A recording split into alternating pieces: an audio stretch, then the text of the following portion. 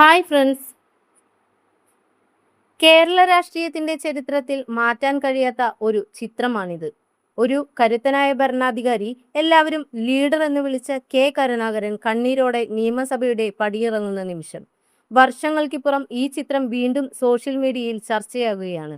എന്തായിരുന്നു അന്ന് യഥാർത്ഥത്തിൽ സംഭവിച്ചത്? ആരായിരുന്നു ആ പടിയിറക്കത്തിന് പിന്നിൽ? 1994 കേരളത്തെ പിടിച്ചുകുലുക്കിയ ചാരക്കേസ് പുറത്തു വരുന്നത്. ISRO ശാസ്ത്രജ്ഞനായിരുന്ന നമ്പി നാരായണനും ചില വിദേശ വനിതകളും ചേർന്ന് രഹസ്യങ്ങൾ ചോർത്തി എന്നായിരുന്നു ആരോപണം. ഇത് കേവലം ഒരു കേസ് മാത്രമായിരുന്നില്ല, മറിച്ച് മുഖ്യമന്ത്രി കരുണാകരനെ താഴെയിറക്കാൻ രാഷ്ട്രീയ എതിരാളികൾ ഉപയോഗിച്ച വലിയൊരു ആയുധമായിരുന്നു. കോൺഗ്രസിനുള്ളിലെ ഗ്രൂപ്പ് പോര് അതിന്റെ ഉച്ചസ്ഥായിയിൽ നിൽക്കുന്ന സമയം. AK ആന്റണിയും ഉമ്മൻചാണ്ടിയെയും അനുകൂലിക്കുന്നവർ കരുണാകരനെതിരെ തിരിഞ്ഞു. സ്വന്തം പാർട്ടിയിൽ നിന്ന് തന്നെ ഒറ്റപ്പെട്ട ലീഡർക്ക് ഒടുവിൽ 1995 മാർച്ചിൽ മുഖ്യമന്ത്രി സ്ഥാനം രാജിവെക്കേണ്ടി വന്നു. അന്നത്തെ ആ പടിയിറക്കത്തിൽ അദ്ദേഹം അനുഭവിച്ച വേദനയാണ് നാം ആ ചിത്രത്തിൽ കാണുന്നത്.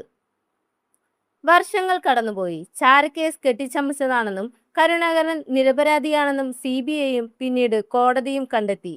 ആ മനുഷ്യനെ രാഷ്ട്രീയമായി ഇല്ലാതാക്കാൻ വേണ്ടി മാത്രം നെയ്തെടുത്ത തിരക്കഥയായിരുന്നു അതെന്ന് തെളിഞ്ഞു. ഇന്ന് ആ ചരിത്രം വീണ്ടും പ്രചരിക്കുമ്പോൾ പലരും ചോദിക്കുന്നത് ഒന്നേയുള്ളൂ: അന്ന് ലീഡർ ചൊരിഞ്ഞ കണ്ണീരിന് കാലം ഇന്ന് മറുപടി നൽകുന്നുണ്ടോ? രാഷ്ട്രീയത്തിലെ ശരിതെറ്റുകൾ കാലം തെളിയിക്കും എന്നതിന്റെ ഏറ്റവും വലിയ ഉദാഹരണമാണ് ഈ ചിത്രം. ഈ വിഷയത്തെക്കുറിച്ചുള്ള നിങ്ങളുടെ അഭിപ്രായം കമന്റിൽ രേഖപ്പെടുത്തുക. കൂടുതൽ വീഡിയോകൾക്കായി